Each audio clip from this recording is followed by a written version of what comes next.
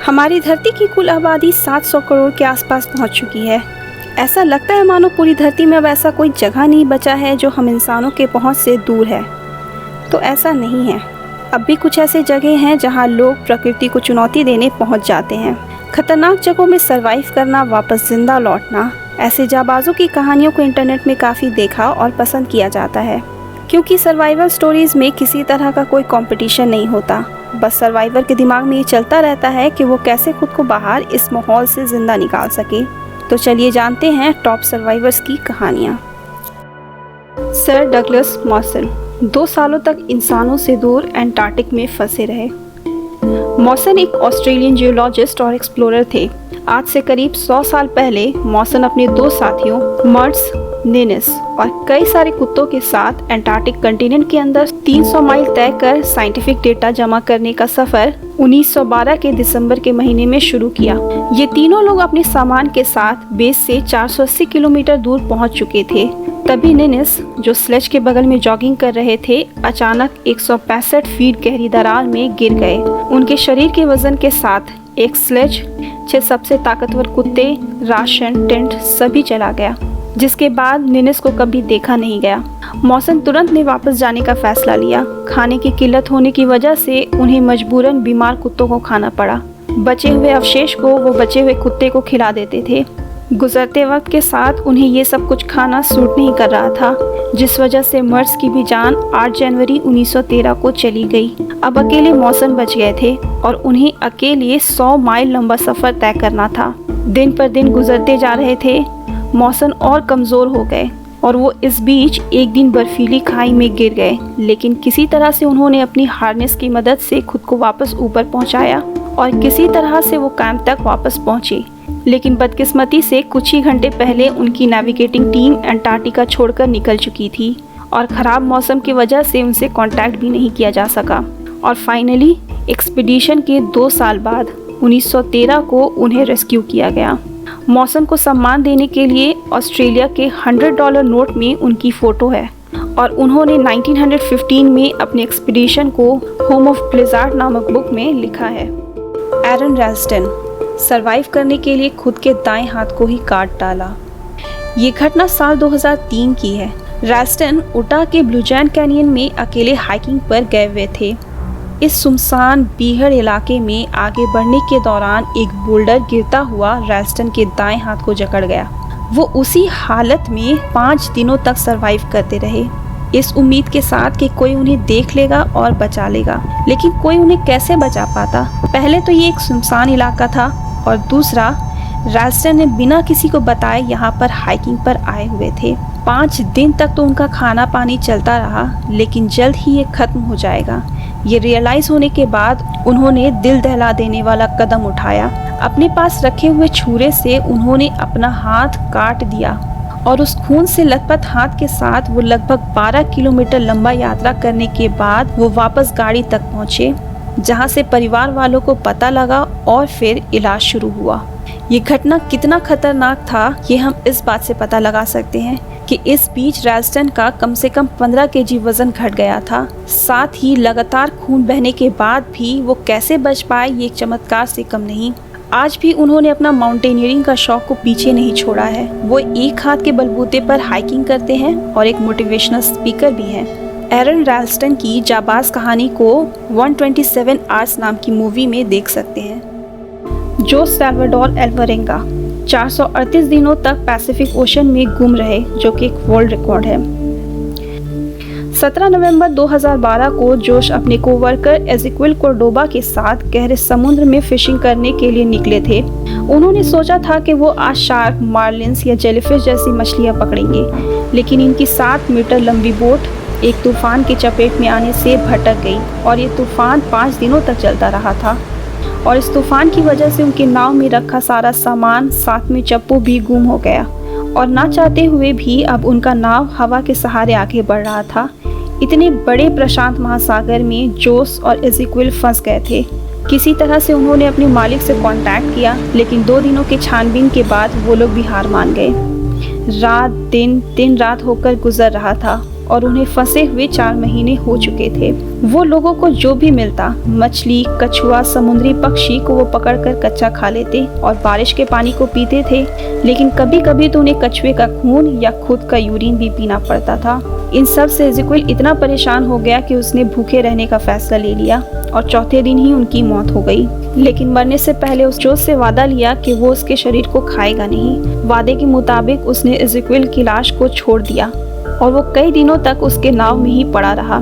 जोस कई बार उसकी लाश से बातें करता। एज़ेकिएल के मरने के बाद जोस ने कई बार आत्महत्या करने का सोचा, लेकिन अपनी क्रिश्चियनिटी धर्म की वजह से वो ऐसा कर ना सके। वो समय का पता चांद को देखकर लगाते थे। एक दिन उन्हें एक छोटा सा आइलैंड दिखा, जिसके लिए 30 जनवरी 2014 को जोश ने अपना नाव छोड़कर उस आइलैंड की तरफ बढ़ चले और वहां जाकर बदहोश पड़े रहे। जोश को बदहवास पड़े उस आइलैंड के मालिक ने देखा और फिर उनका इलाज शुरू हुआ। 438 दिनों तक चलने वाली इस खतरनाक जर्नी का आखिरकार अंत हुआ, जिसके लिए जोस सैल्वाडोर अल्वारेंगा का नाम वर्ल्ड रिकॉर्ड में दर्ज हुआ है, जिसने 438 दिनों तक समुद्र में बिना किसी खाना, पानी, औजार के सरवाइव किया था।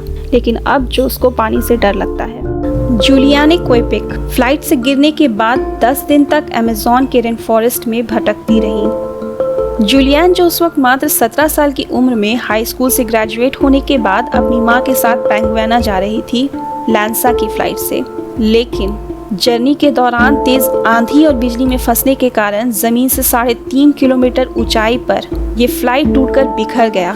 इस बीच जूलियन अपने प्लेन के सीट में ही फंसी हुई थी और वो तेजी से नीचे धरती की ओर गिरने लगी। उनका सीट कुशन की तरह काम किया, तभी तो इतनी ऊंचाई से नीचे गिरने के बाद भी वो बच गई, लेकिन बुरी तरह से जख्मी। उनका कॉलर बोन टूट गया था, बाएं पैर और दाएं हाथ की हड्डियां घसक गई थी, उनका आंख सूजकर बंद हो गया था। उन्होंने खुद को संभाला और अपनी मां को ढूंढने निकल पड़ी, जो उनके बगल में ही फ्लाइट में बैठी हुई थी, लेकिन कोई फायदा नहीं हुआ। वहां फ्लाइट से गिरा हुआ सामान में जूलियाने को कुछ खाने पीने का सामान मिल गया और तभी उन्हें अपने फादर की सिखाई हुई एक बात याद आई। उन्होंने नदी के बहाव को फॉलो करना शुरू किया, जहां कभी कभी तो पानी घुटने से भी ऊपर आ जाता था। इसी तरह से वो 10 दिनों तक आगे बढ़ती गई, इस उम्मीद के साथ कि कहीं न कहीं इन पानियों पर आश्रित रहने वाले लोग मिलेंगे, और ऐसा ही हुआ। एक सुबह उन्हें स्थानीय मछुआरों ने देखा और अपने साथ अपने गांव ले गए और वहां से उन्हें रेस्क्यू कर हॉस्पिटल ले जाया गया और फिर वो अपने पिता से मिली। ठीक होने के फौरन बाद उन्होंने दुर्घटना स्थल का पता लगाया और पैसेंजर्स के शवों को खोज निकालने में सहायता की। लगभग 18 दिन बाद जूलियन की मां के मृत शरीर को खोजा गया। आज जूलियन 66 साल की हो गई हैं, लेकिन ये घटना उन्हें आज भी डरा देती है और वो खुद को अपनी मां की मौत का जिम्मेदार मानती हैं और कहती हैं कि मुझे ये सोचकर ही डर लगता है कि क्यों इस दुर्घटना में मैं इकलौता सर्वाइवर थी। ल्यूडगर सिल्वेरिस। माउंट पेले के फटने से 30,000 आबादी मर गई, लेकिन सिल्वेरिस इकलौते व्यक्ति थे जिन्होंने इसे सर्वाइव किया। ल्यूडगर सिल्वेरिस माउंट पेले के पास के शहर सेंट पेरी में लेबर का काम करते थे।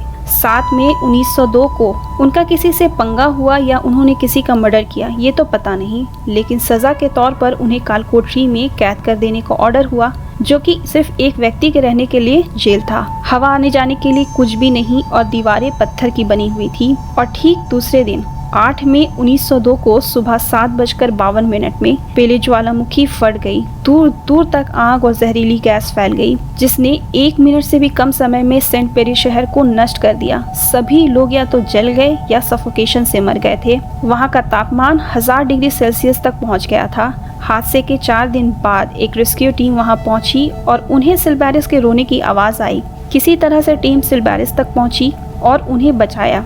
हालांकि वो बुरी तरह से जल गए थे, लेकिन जिंदा थे। बाद में उन्होंने खुद को बचाए रखने का तरीका बताया। पेले ज्वालामुखी के फटने के बाद उनके जेल के पास अंधेरा हो गया था और तापमान अचानक से बढ़ गया। उन्होंने खुद के कपड़े में यूरिनेट कर जेल के दरवाजे में फैला दिया ताकि गैस अंदर ना सके। फिर भी राख पहुंच रही थी और गर्माहट कुछ देर के लिए ही थी, लेकिन उतने ही देर में सिल्वेरिस का हाथ, पैर, पीठ सब जल गया था। वो कम से कम सांस लेने की कोशिश कर रहे थे। घटना के बाद वो सर्कस के एक टीम के साथ अमेरिका चले गए और जब उनके सर्वाइवर की कहानी फैली तब वो 20वीं शताब्दी के सबसे फेमस व्यक्ति के लिस्ट में पहुंच चुके थे। 72 साल की एन रॉजर 10 दिनों तक एरिज़ोना के रेगिस्तान में लापता रही। जानिए उन्होंने कैसे सरवाइव किया। 72 साल की एन रॉजर का लापता होने का रिपोर्ट 31 मार्च 2016 को उनके परिवार द्वारा किया गया था। एरिज़ोना के रेगिस्तान में कुछ गलत टर्न लेने के बाद उनका फ्यूल भी खत्म हो गया था।